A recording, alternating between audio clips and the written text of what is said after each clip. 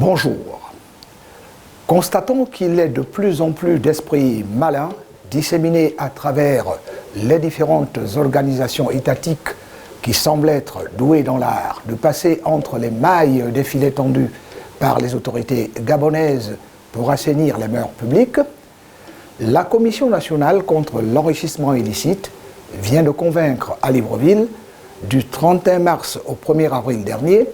la conférence des Nations Unies sur le commerce et le développement NUCED d'associer ses experts aux siens dans le but d'organiser une réflexion approfondie sur les flux illégaux d'argent. Un phénomène qui préoccupe au plus haut point le président de la République, Ali Bongo Ondimba,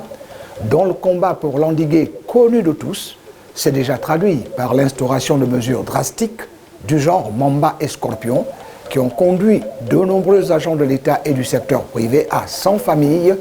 prison centrale de la capitale gabonaise, Libreville. Le chef de l'État, qui a depuis pris la mesure de la chose, a mis en place des organes de contrôle avec pouvoir de décision, au nombre desquels le ministère en charge de la bonne gouvernance. À ses côtés, la Commission nationale contre l'enrichissement illicite qui vient de créer l'événement en publiant à l'issue de la 16e commission technique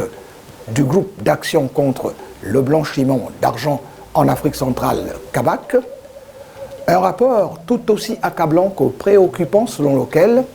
le Gabon perdrait chaque année une douzaine de milliards de francs CFA. Effroyable pour un pays rêvant d'émergence et qui dispose de tous les atouts pour y accéder en temps voulu, pourvu que ne continue pas de se multiplier les flux financiers illicites FFI, issus de la corruption, des marchés illégaux, des activités criminelles et des trafics divers,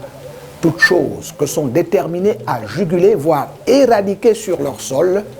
les autorités gabonaises, en tête desquelles le président de la République, qui martèle que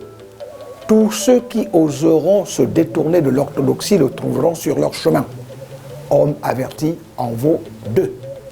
Autant dire que ce combat d'Ali Bongo Ondimba, qui fait des émules, y compris dans la sous-région d'Afrique centrale, accroît systématiquement le crédit du Gabon à l'extérieur, à côté de celui que lui procure la lutte contre le réchauffement climatique, la diplomatie agissante et l'institution de la loi genre, pour ne prendre que ces quelques exemples. Certes, nous direz-vous, il est difficile de combattre les maux suscités dont les pratiques, nous apprennent les experts, ne laissent pas de traces dans les écritures comptables,